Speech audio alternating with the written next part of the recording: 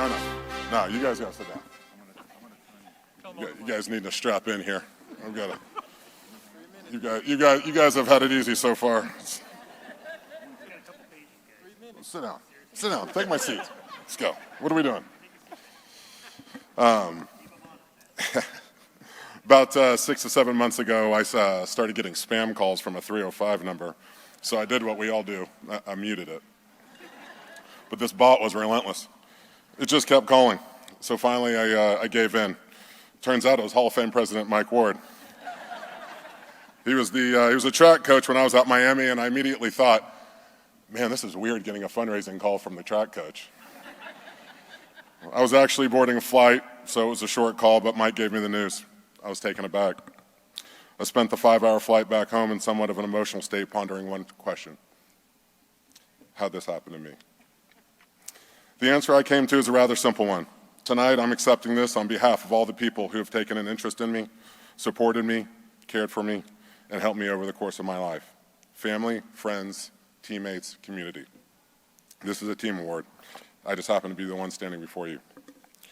Over the past few years, I've been fortunate enough to give a few of these thank you type speeches, and each time I leave recognizing my wife and family until the end. To no surprise to you that know me, once I get going, I forget. But not tonight. I'm going to start with the most important cane, my wife.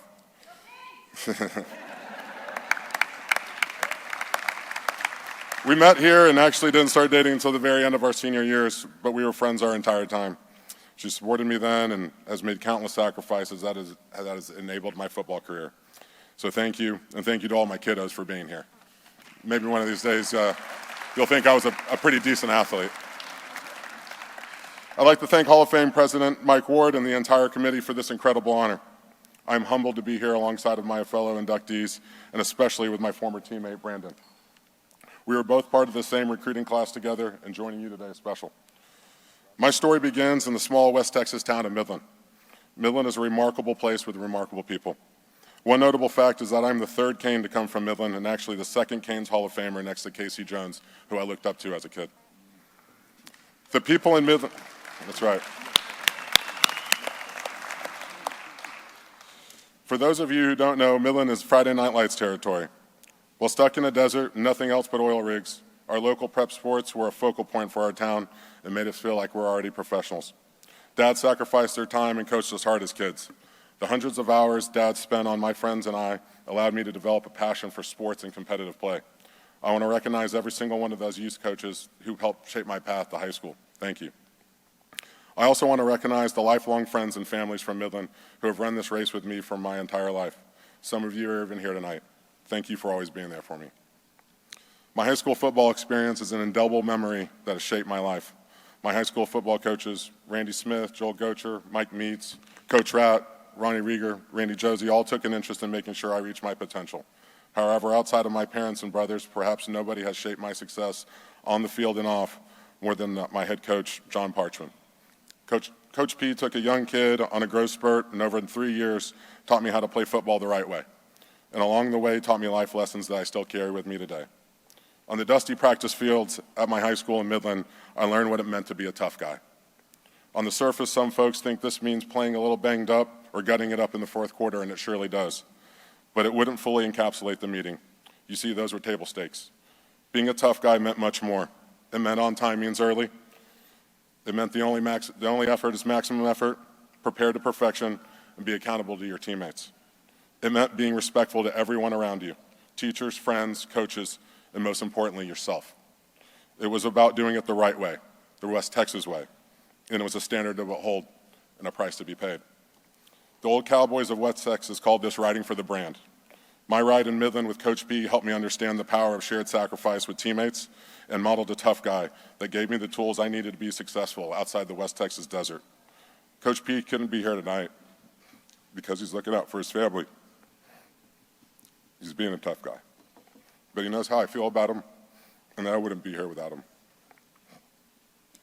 People always ask me what drew me to Miami, and I tell them it's quite simple. It was the only place that didn't promise me anything.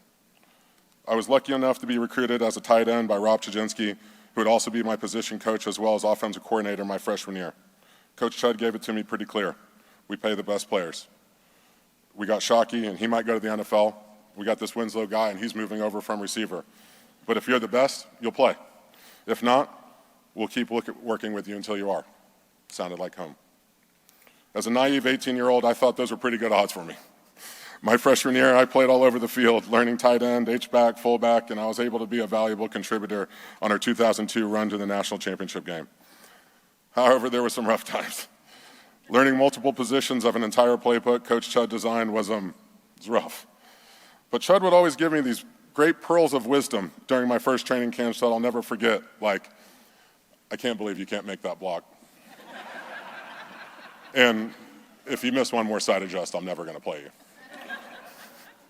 Seriously, though, going to Miami was a risk, and Chud was a big reason why I did it. He taught me what it meant to compete at the next level and why some risks are worth taking. Thank you. Over my freshman season, one thing became very apparent. No matter how many salads I ate, I was getting bigger. My teammate, Brett Rohenberg, started calling me Tip, tackle in progress. But blocking defensive ends made sense to me. Get your hands on them and use those basketball skills to stay in front of them.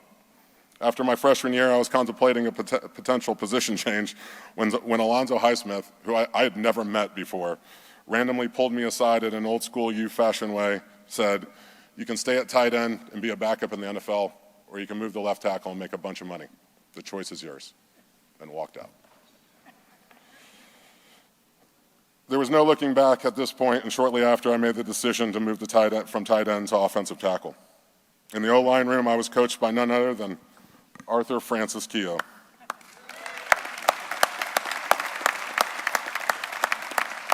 Coach Chud and Coach Keogh, two Miami Hall of Famers. How lucky am I? Coach Keogh installed that happy warrior mindset in all of us, how to enjoy the monotony of being an offensive lineman, but also how to work. Coach, thank you for teaching me the position, for pushing me, and for believing in me. I'd also like to thank Coach Solinger, Coach CJ, Dan Warner, and the rest of the assistants during my time. And I would like to especially thank Coach Coker for taking a chance on me and bringing me to Miami. My college career was wonderful because of the Kane family I had supporting me. Many of you are here tonight. Every step of the way, whether it was be there to help out with an injury, give me a quiet place to go, or most of all, just be a source of support. I can't thank you enough.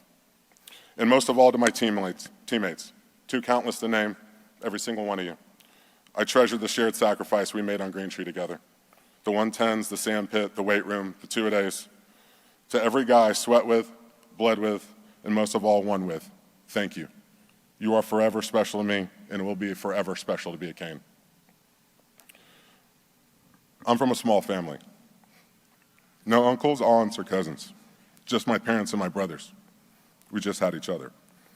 To my brothers, Matt, Drew, and Kyle, from the backyard of 1501 McDonald to everywhere life has taken us, you guys have always had my back. We fought, we laughed, we competed, and we supported each other. It has always been our ride, and it has been so much fun. You should be up here with me tonight. I share this with you.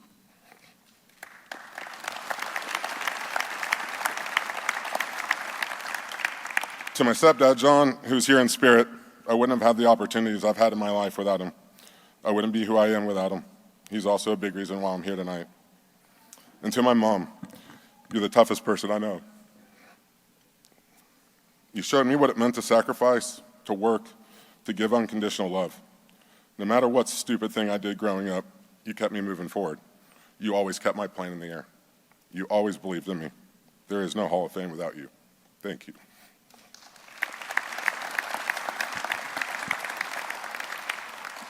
And to my dad, who is in heaven, annoying the hell out of everybody about this tonight. He was my biggest fan. He pushed me. He loved me. And more than anything, he believed that I could go from a small West Texas town to anywhere in the world. Even when I didn't believe, he did enough believing for both of us. He always kept me moving through disappointments and even keel through triumphs. I believed him when he told me I could play with anyone. If you knew my father, you quickly realized that he had a cliche to match a situation and a slight dramatic flair. Every time he came to watch me play, he refused to visit the Miami Hall of Fame because he always told me, the first time I visit, I want it to be when you're inducted. Well, Dad, we made it. Thank you to everyone. What an amazing honor.